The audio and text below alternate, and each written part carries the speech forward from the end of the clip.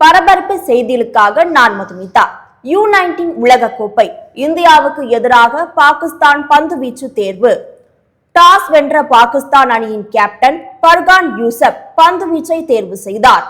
புலவாயு 16வது U19 உலக கோப்பை cricket போட்டி 19 வயதுக்கு உட்பட்டோர் ஜிம்பாப்வே மற்றும் நமீபியாவில் நடந்து வருகிறது. 16 அணிகள் பங்கேற்றுள்ள இந்த போட்டியில் லீக் சுற்று முடிவில் 12 அணிகள் சூப்பர் 6 சுற்றுக்கு முன்னேறின.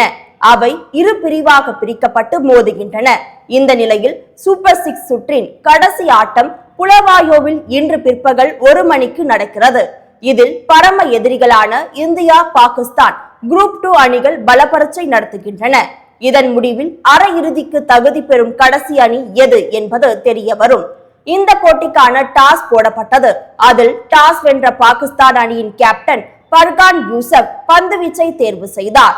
அதன்படி இந்திய அணி முதலில் பேட்டிங் செய்கிறது.